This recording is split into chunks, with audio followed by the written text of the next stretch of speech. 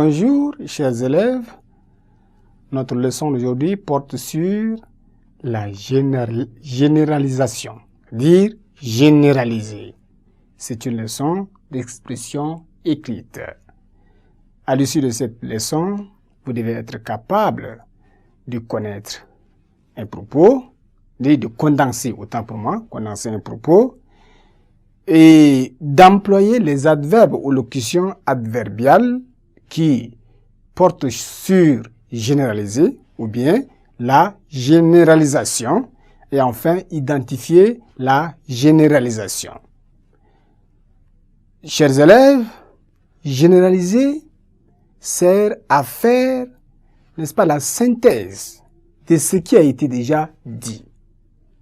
Condenser, résumer les paroles prononcées par un interlocuteur, par un auditeur, lors d'une émission, lors d'un exposé débat, d'une interview, d'un discours.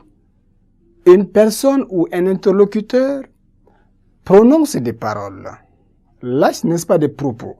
Non, lorsque vous voulez généraliser, c'est-à-dire condenser, résumer ces propos, il vous faut un certain nombre à suivre. Il y a des outils qu'il faut employer pour vous permettre de condenser, de résumer ou bien de réduire les propos qui ont été prononcés par cet auditeur ou bien cet interlocuteur.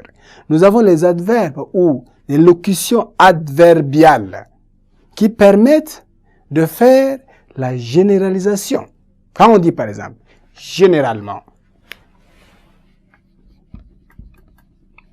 généralement, c'est un adverbe qui permet de généraliser, de globaliser.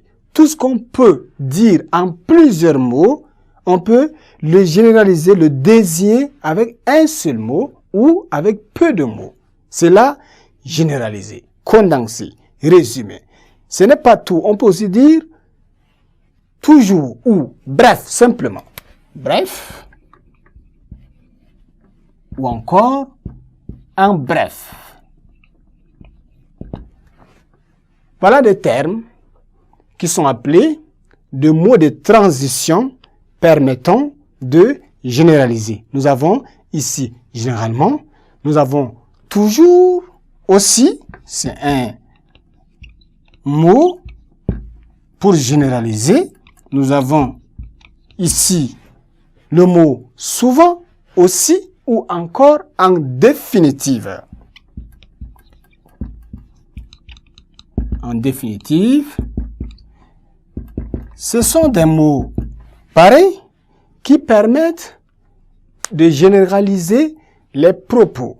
Lorsqu'on vous donne un devoir de classe, par exemple, porté sur un sujet, un devoir de rédaction, vous avez les trois parties. Vous commencez l'introduction, vous entamez le développement pour finir par la conclusion. Voici ce genre de mots, surtout généralement, surtout bref ou en définitive, vous permettent de résumer la partie développement. Ce que vous avez dit en beaucoup de mots dans le corps du devoir, vous le ramenez en peu de mots dans la partie conclusion. Donc, ces genres de mots vous permettent de généraliser, n'est-ce pas, les propos, soit ce que vous avez dit, soit ce que un autre interlocuteur, une autre personne a dit pendant un discours, lors d'un entretien, lors d'une émission ou lors d'une interview.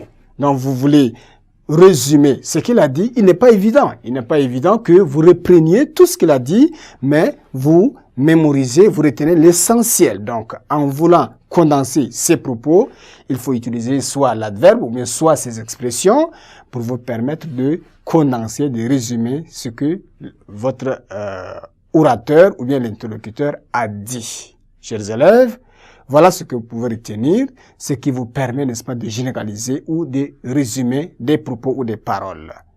Au revoir et à la séance prochaine pour une autre leçon.